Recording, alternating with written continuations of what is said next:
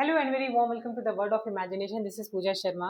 यहाँ पर हमने वर्ल्ड मैप हमारा चल रहा है जिसमें हमारा साउथ अमेरिका का ये 6th पार्ट है। एक बहुत छोटा सा वीडियो बनाएंगे क्योंकि इसके जस्ट बाद हमारा रिवर सेक्शन शुरू होने वाला है, तो हमें अपना उसके अकॉर्डिंग ड्रेसेस चेंज करनी पड़ेंगी और जिसके लिए आपको वहां पर आप ब्लू पहन सकते हो। आज हम एक बहुत ही इंपॉर्टेंट बहुत छोटू सा टॉपिक कवर करेंगे जो है ग्रासलैंड।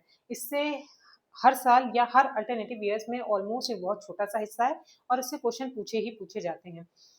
कौन सा ग्रासलैंड कहाँ पे मिलता है, वर्ल्ड लेवल पे जब करेंगे तो वर्ल्ड पे करेंगे। अभी हम बात कर लेते हैं हमारे साउथ अमेरिका की। इसके पहले वाले वीडियो में हम लोगों ने क्या कर लिया था, यहाँ पे दो ब्रांचेस जो रही हैं हमारी एंडीज की श्रृंखलाएं जो रही माउंटेन की, उसको कवर कर लिया था।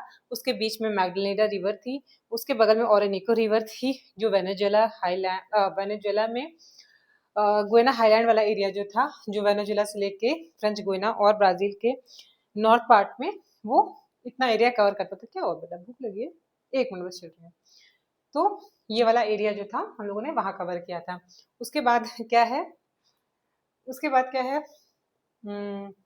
ओरेनिको रिवर हो गई थी। ओरेनिको के चौरी रिवर पर हमारा हाई एंजल फॉल था, जो सबसे ऊंचा एंजल फॉल था, सबसे ऊंचा वाटरफॉल था। इतनी चीजें हो गई थी। उसके बगल में हमारे ब्राजीलियन हाईलैंड हो गई थी जो धात्विक खनिज के लिए पॉपुलर है। हाँ बेटा, जो धात्विक खनिज के लिए पॉपुलर है।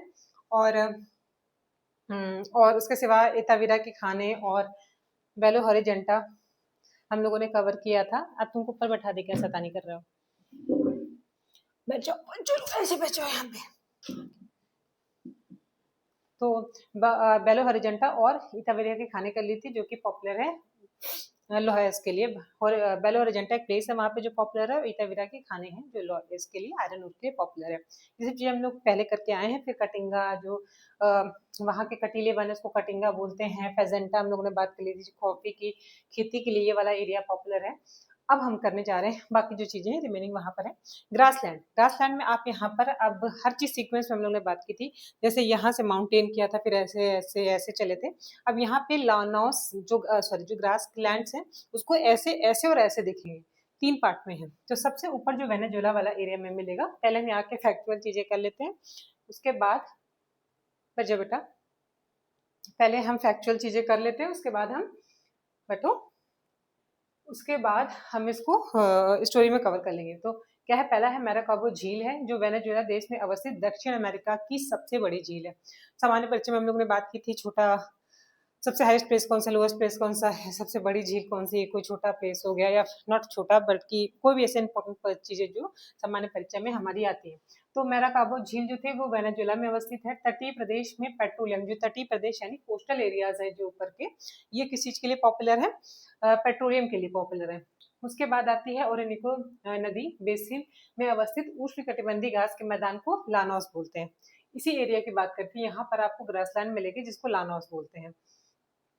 उसके बाद हाँ, ये उष्णकटिबंधीय है, ध्यान रखिएगा। कभी कभी ये भी पूछ लेता है कि किस तरह के घास के मैदान है। आप इस जगह पर देख रहे हो और यहाँ पे हम लोगों ने पढ़ा था क्या, एक कौन सी यहाँ से रेखा गुजरती है? यहाँ से गुजरती है हमारी इक्वेटर, और इक्वेटर के पास है तो यहाँ जो भी ग्रासलैंड मिलेगा वो उष्णकटिबंधीय होगा। ये बहुत कॉमन सी बात है। उसके बाद है हमारा यहाँ अभी भी जनजाति समुदाय स्थानांतरण किसी अमेजन नदी बेसिन में भूमि का उपयोग आखेट।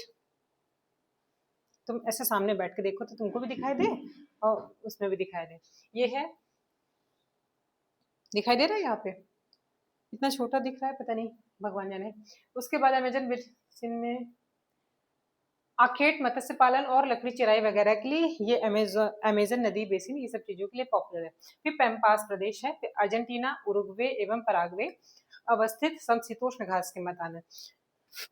उष्ण घास के मैदान लानोस, इधर आपको मिल जाएगा सेल्वास, इधर मिल जाएगा आपको, देख रहे हो नीचे वाले एरिया है तो वहां पे ठंडे एरियाज होंगे ही।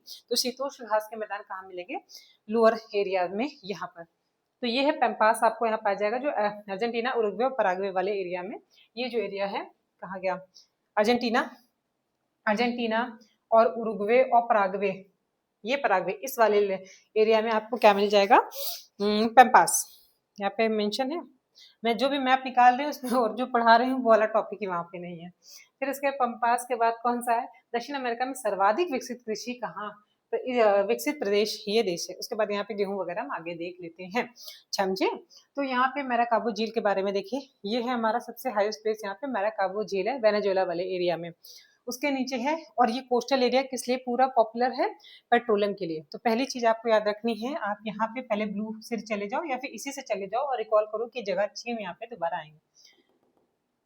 जब आप यहाँ पे जा रहे थे, घूमने निकल रहे थे, तो आपने देखा कि यहाँ पे एक इंसान सुसाइड कर रहा है, मरने की कोशिश कर रहा है। किस लिए? क्योंकि उसको लग रहा है कि उसको घूमना है, फिरना है, लेकिन उसके पास पेट्रोल नहीं है। और पेट्रोल जाएगा वो यम से लेने, पेट्रोलियम, इसे याद रखोगे, पेट्रोलियम। और मैराकाबो मरने के लिए गया था। कहाँ पे? बहुत बड़ी, सबसे बड़ी झील उसने देखी, सोचा इसमें कूद के मर जाओ और यमराज से हमें पेट्रोल मिल जाएगा। और क्यों? और वेनेजुएला से आप याद रखोगे वैन, तो वैन के लिए अपने उस पेट्रोल की कमी को पूरा करने के लिए वो मरने वाला था मैराकाबो में। मैराकाबो कहाँ पर है? वेनेजुएला में है, वेनेजुएला में। और इस कोस्टल एरिया पॉपुलर क्यों है? पेट्रोलियम के लिए। 3 पॉइंट आपको याद हुए। अब है तीसरा है लानोस। तो अब आप जब यहाँ से गुजर रहे थे, तो अब इस वाले पे आ जाइए। आपने बोला कि मर क्यों रहे हो, आपने उसे रोका सुसाइड करने से, और उससे आपसे पूछा कि आप ये ऐसी हरकतें क्यों कर रहे हो। तो उसने बोला कि मेरे पास नोट नहीं है, और अगर नोट नहीं होगा तो हमें पेट्रोल नहीं मिलेगा, पेट्रोल नहीं मिलेगा तो हम घूमने नहीं जा पाएंगे, घूमने नहीं जा पाएंगे तो ट्रैवलिंग इज माई लाइफ। तो उसको बचाने के लिए आप कहते हो कि चलो ओके, बहुत ही पोलाइट किस्म के इंसान हो, और आपने उसकी मदद करने के लिए कहा ठीक है मैं आपको नोट दे देता हूँ, आप मेरे साथ चलो और आप ये मरने वाला प्रोग्राम कैंसिल कर दो। तो उसने कहा ठीक है, अगर फ्री में मिल रहा है तो मैं चलता हूँ। वो आप चले गए उससे के साथ, और कहाँ ले गए उसको? लानोस। लानोस एक ग्रास लैंड एरिया में ले गए हैं। और किस लिए? नोस से आप याद रखोगे, नोट के लिए, मतलब पैसे के लिए। तो गोइना उच्च लैंड में, पश्चिमी क्षेत्र में, ओरोनिको रिवर। अब आ जाइए पिछली वाली स्टोरी से, इसलिए हम कहते हैं कि हमारी हर स्टोरी पिछली वाली स्टोरी से कनेक्टेड होगी। यहाँ पे आपने ओरोनिको नदी मिली थी, ओरोनिको नदी बेसिन में आपको चूरी रिवर में एंजल फॉल में आपको मैंने बोला था ना कि एंजल आपके लिए उतर के धरती पर आए और आपको खाने का सामान दिया, क्योंकि बाढ़ आ गई थी और ओरियो बिस्किट हर जगह पे बह रहा था बाढ़ में। और बाढ़ आई थी, वो नदी ही ओरियो बिस्किट की थी, ठीक है। तो आपके लिए एंजल इसलिए धरती पर आए कि आप इतने पोलाइट इंसान है कि जो इंसान मरने जा रहा था उसको आप लेकर आए और नोट देने के लिए लेकर आए।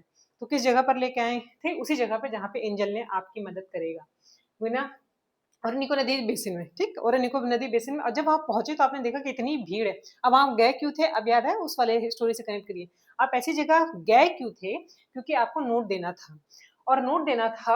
होरेनिको रिवर में पूरा बाढ़ आई थी, तो एंजल वापस आया, उसने एंजल का फॉल हुआ, वो धरती पे पहुंचा, आपको खाना प्रोवाइड कराया और उस बाढ़ के पानी को सुखा दिया।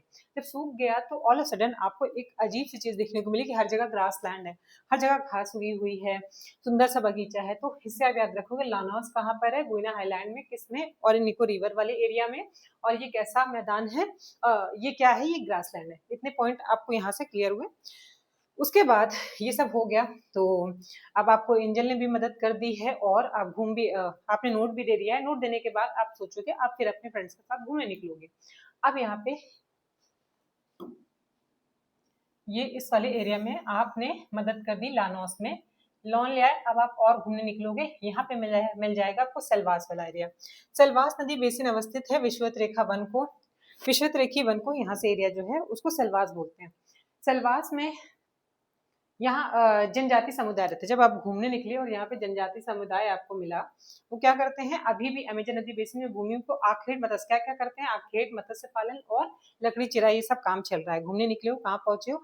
एक ऐसी जगह पे मिले हो जहाँ का ग्रास लैंड जो है, यहाँ के वन वगैरह हैं, या सेल्वास सेल से चलने वाले हैं। तो अभी बहुत ही डेवलप्ड कंट्री है, उन्होंने इस लेवल का एडवांसमेंट पे पहुंच गए हैं कि उन्हें ऑक्सीजन और नेचुरल पेड़ की जगह पर उन्होंने आर्टिफिशियल पेड़ बना लिए। ये रियलिटी की बात कर रही हूँ, नॉट इमेजिनेशन। उन्होंने ऐसे आर्टिफिशियल पौधे बना लिए हैं जो कार्बन डाइऑक्साइड का यूज करेंगे और ऑक्सीजन प्रोड्यूस करते हैं। तो इस तरह से आप ऐसे लैंड में घूमने गए हो जहाँ पर प्रोड्यूस क्या हो रहा है? ऑक्सीजन। और जितने भी ग्रास लैंड है, ग्रास वगैरह है, वो उससे किससे चल रही है? सेल से चल रही है। तो सेलवास हो गया, ठीक है। अमेजन नदी बेसिन में हो गया, और विषुवत रेखी वन वाले क्षेत्र को यहाँ पे सेलवास कहते हैं। एरिया आप देख रहे हो तो ये विषुवत एरिया वाला ही है। हम लोगों ने पहले ही विषुवत रेखा कवर कर ली है, उससे आप एसोसिएट कर सकते हो। फिर यहाँ अभी भी जनजाति समुदाय, फिर वहां पे आपने देखा कि एक तो एडवांसमेंट देख रहे हो कि सेल से चल रहा है, और वहाँ की जनजाति समुदाय वहाँ पे मछली पाले आखेट कर रही है, और लकड़ी चिराई, ये सब काम आप वहाँ पे होते हुए देखिए, दिखाई दे रहा है। आप अपने फ्रेंड के साथ गए हो, वहाँ पे लकड़ी चिराई वालों से या मछली पालने वाले लोगों से बातें कर रहे हो। इतनी चीजें क्लियर हुई। उसके बाद है पेम्पास। अर्जेंटीना, उरुग्वे और पराग्वे में अवस्थित समशीतोष्ण घास के मैदान को पेम्पास बोलते हैं। अब और नीचे गए इधर, और आपको थोड़ा ठंडी भी लग रही है तो स्वेटर वटर डालना हो तो डाल लीजिए। अब यहाँ पे आप ग्रीन कलर का कोई स्वेटर ऊपर ओवरकोट या स्वेटर इमेजिन करिए, इसके साथ आप पहुंचे हो यहाँ पेम्पास वाले एरिया में।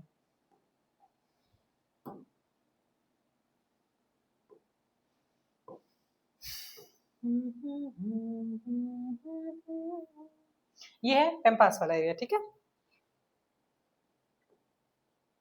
ये है समशीतोष्ण। अब एरिया ही देख के आप बता सकते हो कि इतने लोअर एरिया पर है, लोअर लैटिट्यूड पर है कि ये ठंडा होगा ही। तो ठंडा है तो यहाँ पे कहाँ है, यहाँ शीतोष्ण घास का मैदान मिलेगा और इसको पेम्पास बोलते हैं। कहाँ पे मिला, अर्जेंटीना, उरुग्वे, पराग्वे। आपने याद किया था अर्जेंट, उरुग्वे। आप अर्जेंट निकले थे लेकिन उब रहे थे, और किसके साथ गए थे, पराग को लेकर गए थे। पिछली वाली स्टोरी से एसोसिएट करिएगा। ये कांटा लगा जो गर्ल थी, शेफाली के हस्बैंड पराग थे, आप उनसे इमेजिन कर सकते हो। या आपका पारा हाई था कि आप अर्जेंटली जा रहे हो और उब रहे हो और लोग आपका सपोर्ट नहीं कर रहे हैं, या प्लेन वाले से आपका बहस हो गया था, वहां से आप एसोसिएट कर सकते हो। तो जिससे भी ज्यादा एसोसिएशन आपके दिमाग में इमेजिनेशन बन रहा है, आप उससे कनेक्ट करके क्या करिए, अर्जेंटीना, उरुग्वे, पराग्वे में अवस्थित समशीतोष्ण घास के मैदान है, और इतने में आप अर्जेंट भी है और आपको ठंडी भी लग रही है, तो समशीतोष्ण घास के मैदान है। आप उतर गए प्लेन से और आपने बोला कि अब मुझे पैदल जाना है। अर्जेंटली आपने ब्यूनस आयर्स से कनेक्ट किया था ना कि आपको क्या है, एयरप्लेन से चले जाइए कि ताकि आपको रूट इजी पड़ जाए। आप वहां पर इस बार जब गए तो आप ट्रेन से नहीं गए बल्कि उब गए थे, और आपका पारा हाई हो गया था क्योंकि आपको अर्जेंटली पहुंचना था। और क्यों, क्योंकि वहां पर जो पराग को बचाने गए थे, आपने पिछले वाले वीडियो में देखा था, या तो पराग को बचाने गए थे, आप उस चीज से देख लीजिए कि आपने हैंडपंप उठाकर लोगों से लड़ा था, जनजाति समूह, उनसे सिक्योरिटी पर, हंटिंग लैंड वाला जो एरिया है, चाहे आप उससे कनेक्ट कर सकते हो, या तो आप कंपेयर कर सकते हो कि आपने आपको एग्जाम दो स्टोरी मैंने बताई, चाहे तो आप उससे कनेक्ट करिए, या तो आपको पास होने के लिए अर्जेंटली जाना था लेकिन आपका पारा हाई हो रहा था और उब रहे थे कि आपका एग्जाम है और टाइम पर आपको नहीं पहुंचा जा रहा है, तो आपने पास होने के लिए प्लेन वहीं छोड़ दिया और उतर गए पेम्पास, ठीक। दक्षिण अमेरिका का सर्वाधिक विकसित कृषि क्षेत्र है। यहाँ पे क्या होता है, एग्रीकल्चर के लिए बहुत ही पॉपुलर है, और खाद्यान्न फसलों में यहाँ पे गेहूं होता है, जबकि कम वर्षा वाले क्षेत्रों में जहाँ की जलवायु दशा गेहूं की कृषि के लिए प्रतिकूल है। अब ये एरिया जो है यहाँ पे पानी कम बरसता है, और ये गेहूं के जो भी रिक्वायरमेंट होती है उसके लिए बहुत ही अच्छा है। तो ये क्या करेगा, जलवायु दशा गेहूं की कृषि के लिए ये वाला एरिया जो पेम्पास वाला एरिया है वो बहुत ही अनुकूल है। ये पेम्पास वाला एरिया इधर है, नॉट पेंटागोनिया नहीं, ये पेम्पास इधर थोड़ा और ऊपर, यहाँ पे पेम्पास वाला एरिया है।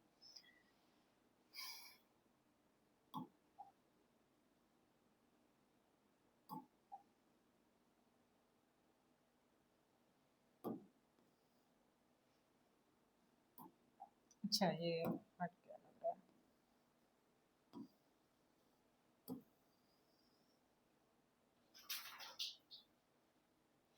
लास्ट का इतना आप देख लीजिए, फिर इसके बाद नदी वाला एरिया मैंने नीचे कर दिया, इसको हम आगे कवर करेंगे।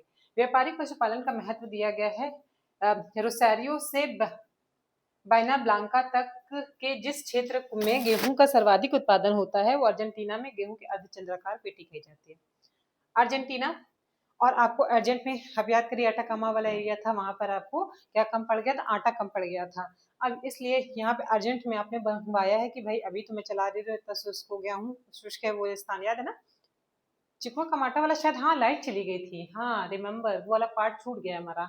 आटा तक हम लोगों ने किया था, उसके हाईएस्ट भी चिकुआ कमाटा वाला वो सब चीजें छूट गई हैं। मैं फिर अभी एक फिर से जब हमारी लाइव क्लासेस चलेंगी उसमें मैं उसे कवर कर दूंगी, बीच में चला जाने की वजह से पैनल बंद हो गया था।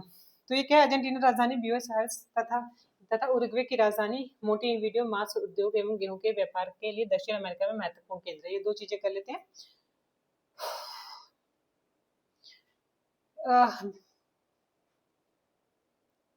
उसमें हम लोगों ने बात किया था ना, अभी हम लोग कहाँ पेम्पास वाले एरिया में थे, जो व्यापारिक पशुपालन के महत्वपूर्ण है, वहां पे क्या होता है, पेम्पास वाले एरिया में जब आप गए थे, पास होने गए थे, तो आप देख रहे हो कि अभी रिसेंटली बहुत ही बवाल चल रहा था, जो एग्जामिनेशन सेंटर ऐसी ऐसी जगह पे बनाए थे जहाँ पे बाढ़ आई थी, या फिर एकदम गाँव वाले एरिया में, तो आपका एग्जाम जब आप पहुंचे तो वहां पे व्यापारिक पशुपालन होता है, यानी पशु ही पशु थे वहां पे, लोग बेचने के लिए कुछ मतलब व्यापार करने का वो कर रहे थे, और आप उनके बीच में पहुंचे तो फंस गए, क्या क्योंकि आपको एग्जाम था और आप पास होना चाहते थे।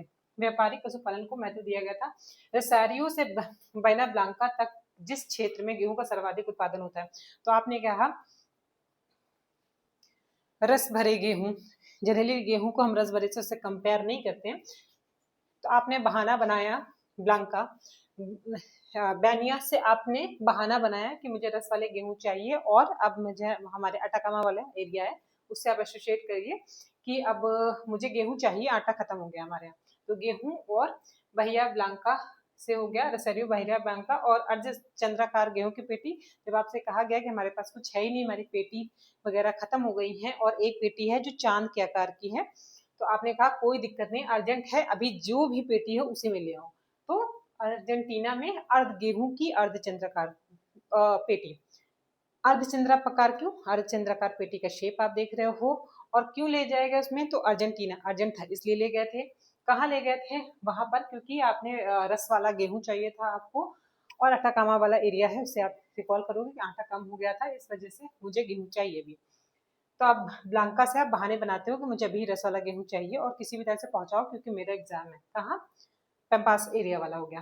व्यापारिक पशुपालन को महत्व दिया जाता है, ये हो गया। उसके बाद अर्जेंटीना की राजधानी ब्यूनस आयर्स तथा उरुग्वे की राजधानी मोंटेविडियो मांस उद्योग एवं गेहूं के व्यापार के लिए इंपॉर्टेंट है।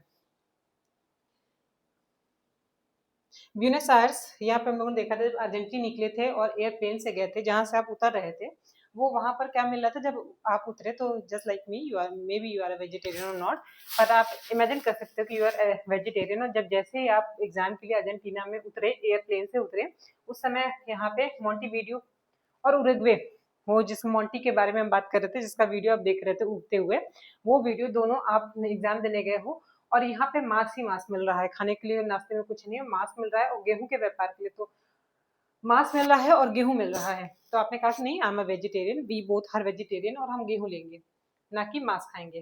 तो उसका इसीलिए वहां पे पॉपुलर था जहाँ पे आप एग्जाम देने गए थे, तो आपने और मोंटी ने वहां पर गेहूं खाया और अवॉइड क्या किया, मांस। और थोड़ा आपको इरिटेशन हो रहा है मांस की महक और ये सब चीजें जहाँ पर होती है इससे। तो इसके साथ हमारा अमेरिका से रिलेटेड काफी चीजें कंप्लीट हो गई हैं। अब हमारा रिवर सेक्शन बचा है और थोड़े से कुछ और पॉइंट्स बचे हैं, उसको खत्म करते ही हमारा अफ्रीका डंडना डंडन हो जाएगा। ये रहे हमारे इंपॉर्टेंट रिवर।